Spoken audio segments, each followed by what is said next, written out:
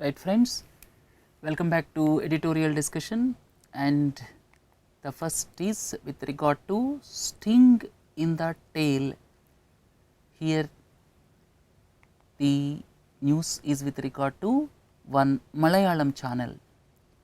Mangalam Malayalam channel was inaugurated recently, and a sting operation was conducted on Transport Minister of Kerala. At present he resigned, A.K. Sesindran, Transport Minister of Kerala. A sting operation was conducted, and the biggest problem nowadays is channels are vying with one another for the topmost ratings or prime time ratings, and they are resorting to several practices. And one woman journalist, in fact everything is not confirmed, as per the news reports, one woman journalist has resorted to this sting operation, and subsequently it was recorded, and as the then Transport Minister of Kerala has evidently resorted to some sexual favors, subsequently that was in fact broadcasted, or you can say it was telecasted through the newly opened Mangalam TV, and subsequently he resigned. Now the enquiry is going on, and this editorial is with regard to the ethics behind sting operation. Here this happened in Kerala, and sting operation, what is the meaning of sting operation? Sting operation is, it is the deceptive operation designed to catch a person committing a crime, and sometimes it provokes a person to commit a crime. Most of the times these type of sting operations are undertaken by honey trap. What is the meaning of honey trap? Normally an attractive person will be sent, an attractive woman will be normally sent to the person, and subsequently the conversation will be recorded and they will be exposed subsequently, and this is known as honey trap. And here this sting operation is basically, it is to catch a person committing a crime, and sometimes it provokes a person to commit crime, and there are several ethical concerns in this.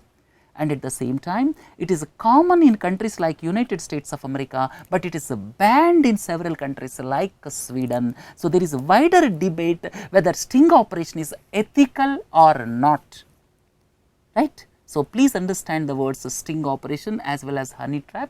So what about ethics? As per the newspaper, the operation that uses false pretenses.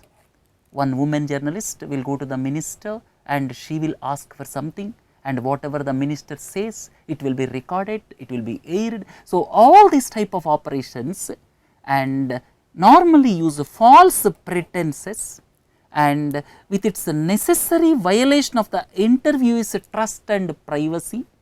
And as per the news article, these type of operations can be undertaken rarely when larger public interest is involved, not for frivolous cases like this. When larger public interest is involved, it can be undertaken, but rarely when only higher public interest or larger public interest is involved, that too after editorial deliberation. So please understand, sting operation normally as per the ethical concerns, or you can say if ethics demand, it should not be undertaken in a routine way. It can be undertaken when larger public interest is involved and after editorial deliberation, and at the same time it must be in the public interest. At the same time it must be the last resort when there is no other means of acquiring the information sought. And another important aspect is, it should be never intended to entrap or induce people into committing wrongdoing. Most important aspect is this, it should never intended to entrap or induce people to commit something wrongdoing, and should not be just to grab the headlines. Nowadays most of the TV channels are doing sting operation mostly to grab the headlines and to increase their ratings.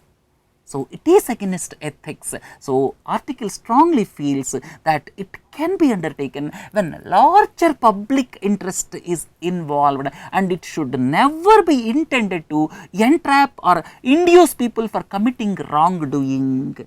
So, sting operation through honey trap, all those things in fact is not advisable by the journalists or the media houses, and they can be undertaken only when there is larger public interest involved. Look into the next one, my way on the highway. All of you are familiar with this news item. I told you today itself Supreme Court banned sale of liquor, which include bars and clubs also. Bars are included, clubs are included up to 500 meters from national highways or state highways. And here if the town's population is up to just 20,000, the limit is 220 meters. And here some of the cities, especially Gurugram, national highways or state highways passes through the city, and number of bars are there adjacent to national highways, and because of the order of the Supreme Court, businesses collapsed. Because of business collapse, there will be several losses in jobs and people will be going back to poverty. So, it is interlinked with one another. The article strongly feels it is not within the jurisdiction of Supreme Court, it is a judicial overreach, right. So, let us go ahead. Basic structure of the Constitution. In fact, this basic structure of the Constitution is very well documented by the Supreme Court itself. It involves three organs: legislative organ, executive organ, judiciary. So, executive will be there for implementation, for making the laws it will be legislative, and Supreme Court or the court's job is whether the rules of the land or law of the land is followed or not, whether there is any violation of Constitution, whether there is any violation of the statutory laws. So, this is the basic structure of Indian Constitution. And you see one word, polycentric problems. At the beginning of this article, it mentioned about polycentric problems. This was coined by legal philosopher from United States of America. What is the meaning of polycentric problems? You just look at the spider web. You just look at the spider web. If you want to disturb just one of the strand, if you want to disturb this strand, what will happen? Entire web will collapse. If you want to disturb one strand, then entire spider web will collapse. So, the entire pattern will collapse. So, this polycentric problems, or there are certain social issues. Please listen carefully. Polycentric problem. Why this bars and restaurant is banning of bars and restaurant adjacent to highways is termed as a polycentric problem, because of the reason that certain social issues involve a complex set of interdependent relationships, where if one is affected, then several other sectors will be affected. So, if you disturb one strand of the web, entire web will collapse. I will tell you with this schematic example. So, there is one bar, let us assume, adjacent to the highway. If this is closed, then what will happen? Businesses will collapse. Several businesses are dependent on these bars and restaurants. At the same time, several jobs will be lost, and most of the workers are below middle class families, and they will be pushed into poverty. So, one is affecting other sector. So, that is why one is not independent. If bars and restaurants in Gurugram are closed adjacent to national highways or state highways, then thousands of jobs will be lost and hundreds of businesses will collapse. So, that is why India, several businesses, if it affects one particular business, it will affect others also. That is why he used the term polycentric problems. It is just like a spider web. If one is affected, it will affect other sectors also. So, here the author feels that closing of bars and restaurant adjacent to national highways, it is a polycentric problem. It has got its own effect. Let us go ahead, you will understand what is the intention of Supreme Court, or you can say why this became a polycentric problem. It is not an individual problem. The intention of Supreme Court is to prevent drunken driving, because if liquor is easily available adjacent to highways, then there is propensity for drinking, and please do not forget 1.5 lakh to 2 lakh lives are lost every year because of road accidents. So, to reduce road accidents, to maintain decency on highways, Supreme Court took this decision. We are going to discuss a little while from now whether it is within the purview of Supreme Court or not. Leave that aside. What are the consequences? The consequences are loss of livelihoods, then loss of tourism in states like Goa. Goa's predominant income comes from tourism, and these bars are closed adjacent to national highways or state highways. Goa's economy will be badly affected and several jobs will be lost. So, loss of tourism, loss of businesses. Then another important aspect is rise in grey market. Grey market will come adjacent to national highways. It may be still dangerous because of spurious liquor. Several lives are lost in our country because of spurious liquor, and it will push some of the families towards poverty. So, the intentions are correct, but consequences are there which Supreme Court might not have considered all these consequences, right. What is the basis for Supreme Court order? First and the foremost is Supreme Court referred to number of government policy documents. Supreme Court referred to number of government policy documents which draw correlation between alcohol consumption and road accidents. When alcohol consumption is more, road accidents will increase. No doubt there is correlation. So, that is one of the reasons why Supreme Court banned. The second one is it also referred to several central government circulars to state governments. Central government advised state governments several times, but state governments are not bothering. That is why Supreme Court took the decision. And another aspect is Supreme Court referred Article 21 of the Constitution. Article 21 guarantees right to life. In the opinion of Supreme Court, because of government's inaction, several lives are lost. So, to impose, or you can say to implement the right to life under Article 21 of the Constitution, Supreme Court took this decision. So, here Supreme Court felt that the liquor licenses granted on national and state highways are at the cost of human lives and hence should be banned. Right. So, this is the opinion of Supreme Court. It is referring to Article 21, which is right to life. If government is referring to Article 21 because of government's inaction, there are several aspects. Why government is allowing junk food? Why government is allowing junk food? Junk food is mainly responsible for heart diseases. Because of government action, some people are losing lives due to heart attacks. Can government infer, can Supreme Court infer Article 21 in this case? That is first point.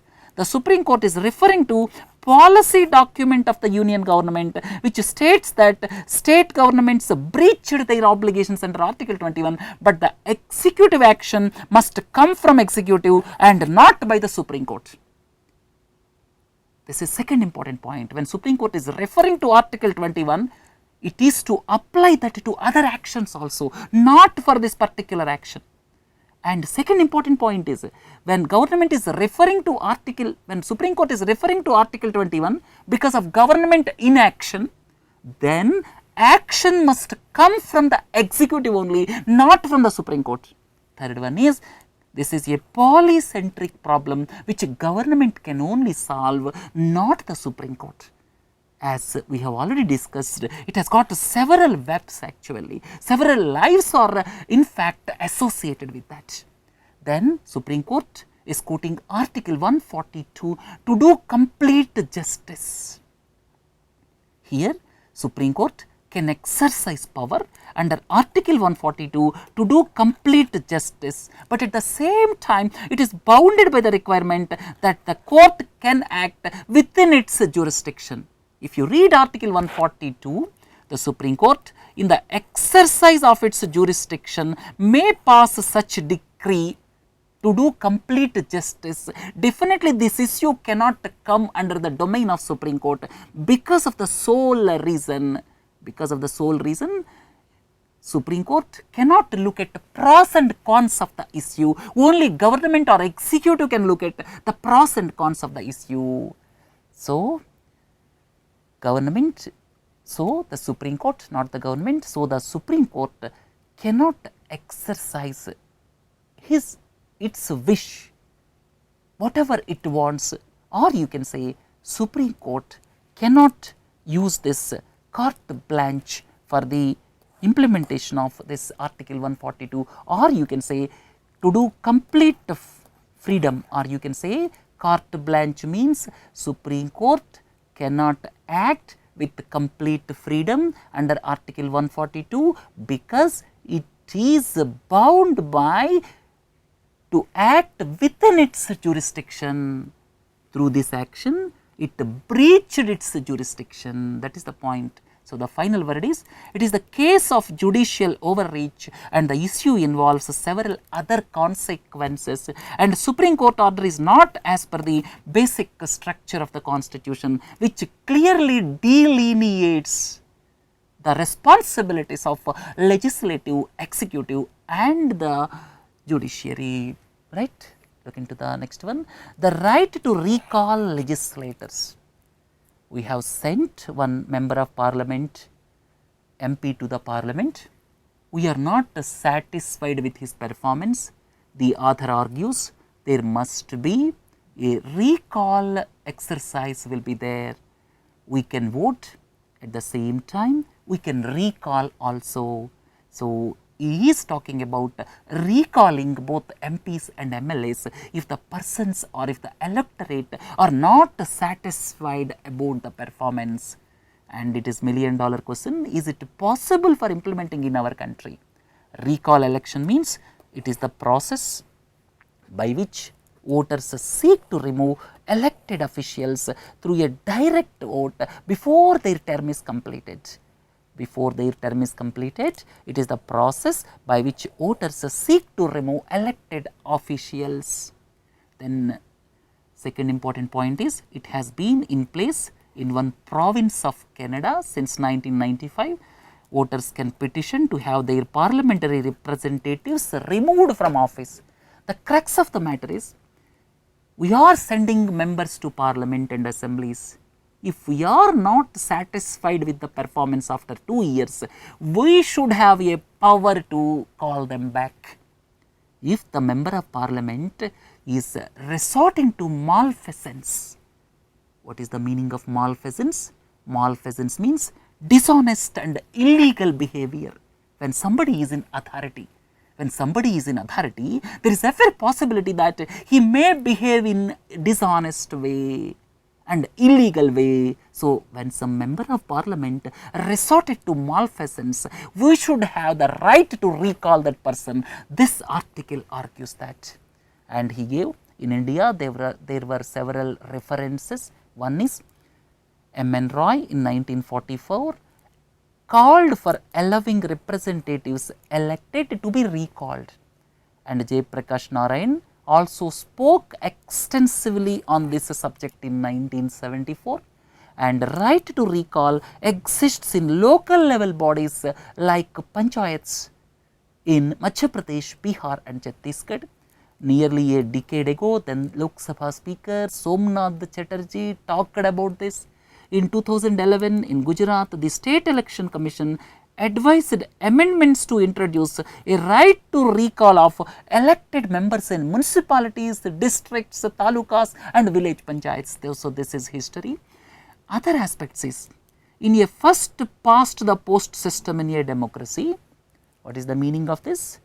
First past the post system, that means when 5 persons participated in the election, when 5 persons contested in the election, the person who gets 30% is elected, the other persons got 25, 22, 18 something like that. So, the 30%, the person who got 30% of the votes, he passed the post, or you can say he first passed the post.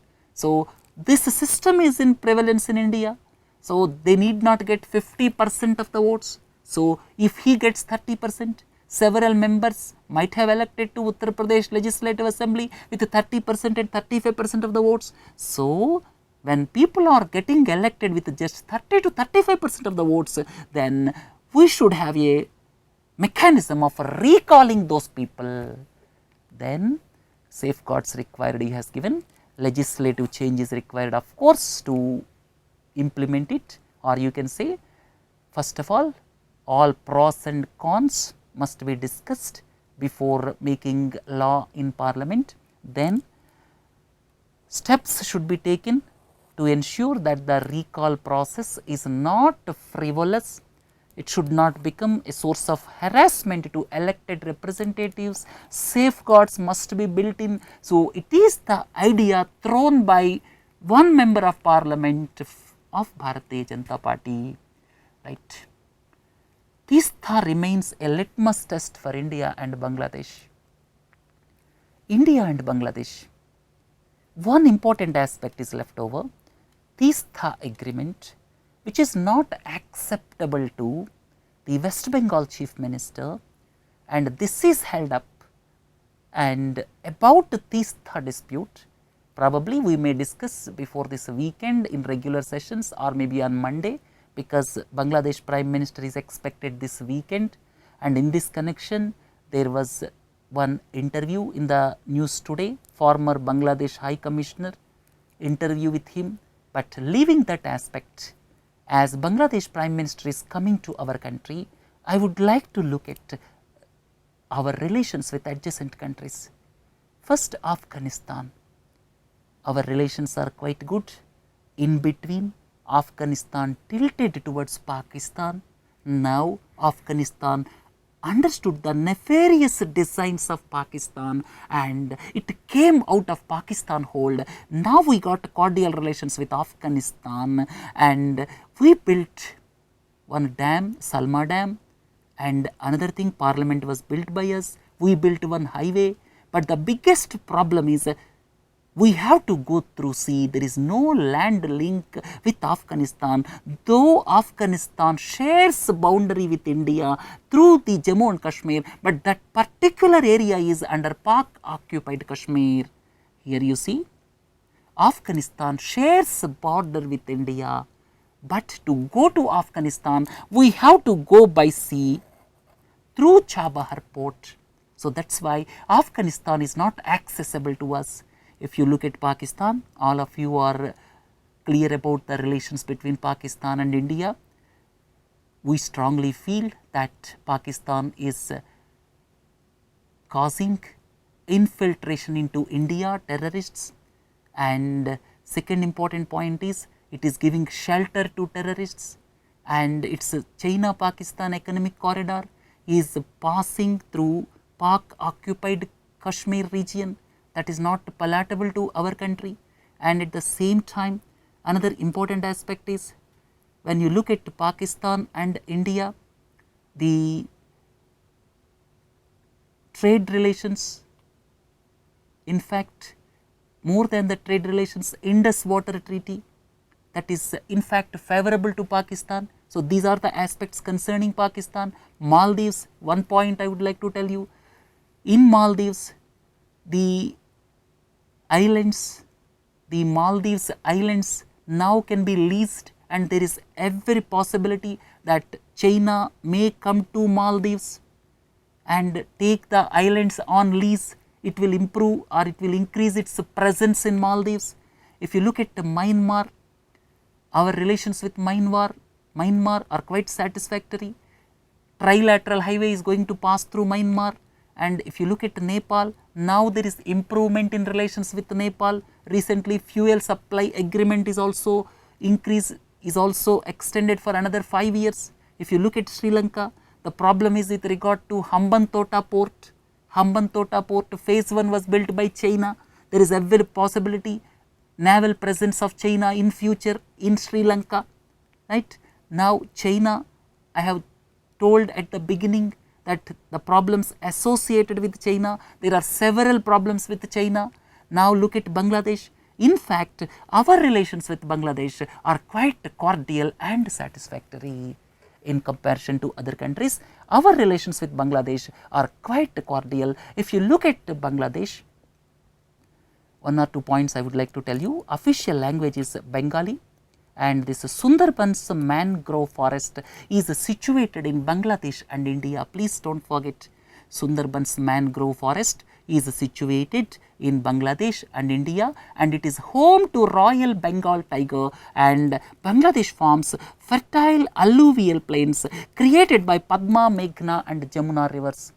Padma is nothing but Ganga in our country, Jamuna is nothing but Bangladesh in our country, and here the national anthem is Amar Sonar Bangla, written by Rabindranath Tagore. So we have got cultural past. In fact, India and Bangladesh have got historical and cultural relations. The official language is Bengali, and their national anthem is written by Rabindranath Tagore.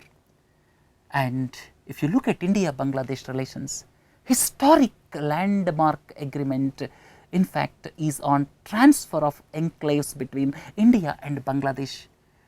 Here 111 Indian enclaves were transferred to Bangladesh. This is as per Constitution 100th Amendment Act, and these enclaves, in fact these Bangladeshi enclaves became enclaves of India. These Indian enclaves previously became enclaves of Bangladesh. So this land boundary agreement was concluded. That was the biggest achievement. Then India is supplying diesel from Numaligarh refinery. Then additional power 100 megawatt India started supplying, previously 500 megawatt. Now India started giving another 100 megawatt. Then one coal based power plant is going to come up with India's assistance, but there are some environmental concerns because it is close to Sundarbans. Then Agartala Akhaura rail link, this will come up. This will immensely benefit the northeastern part of the country, and extension of rail line from Agartala to Sabroom is going to take place. Subsequently, Tripura will be connected to Chittagong port in Bangladesh. So these are the aspects, and yet to be solved Teesta river water dispute. Then second point is concrete action plan to stop infiltration across the border. Infiltration across the border is one aspect. Then third point is defense cooperation agreement with India. In fact, Bangladesh has got defense cooperation agreement with China, and now defense cooperation agreement with India is the need of the hour. So these three are important aspects. Out of three, the sharing of waters of Teesta river is most important, right? We discussed some aspects with the neighboring countries, and with regard to Bangladesh, especially Teesta river water dispute, we will discuss in the days to come. Now signs of trouble. Politicians from Tamil Nadu are raising the issue of removing some English signboards and writing Hindi in some regions like Krishnagiri in Tamil Nadu on national highways. And if you look at the national language versus official language, I would like to clarify this: national language versus official language. What is the difference between national language and official language? National language normally gives patriotic and nationalistic identity. National language gives patriotic and nationalistic identity. Because of several reasons, India does not have national language. Then second point is official language is basically designated for communication at the official level. Official language is basically designated for communication at the official level. Then the third important point is when we became independent, no particular language was designated as national language. In fact, 15 years time was given to the Indian government to make efforts to make Hindi lingua franca. That means it is easily spoken and understandable among the masses of the country. So, steps to be taken by the Indian government within 15 years, right from 1950 onwards right up to 1965, within 15 years steps should be taken to promote Hindi language. And in the year 1965, when national language was supposed to be declared by the Union, there were several anti-Hindi protests in Tamil Nadu. Several people lost their lives, and probably that was the springboard for extension of Dravidian parties in Tamil Nadu. And in the year 1965, Lal Bahadur Shastri, the then Prime Minister, announced English shall continue as an additional official language of India as long as non-Hindi speakers want. No official time frame is given. In 1965, it was announced by the then Prime Minister Lal Bahadur Shastri that English shall also continue as an additional official language of India as long as non-Hindi speakers want. And hence, we do not have any national language, and Hindi and English are two official languages for the Union government. Right. So, this is about national language versus official language. Right, friends, we came to the end of this session, and please do join at 12:30 for comprehension ability discussion. And between India and Bangladesh, further aspects we will deliberate in the days to come.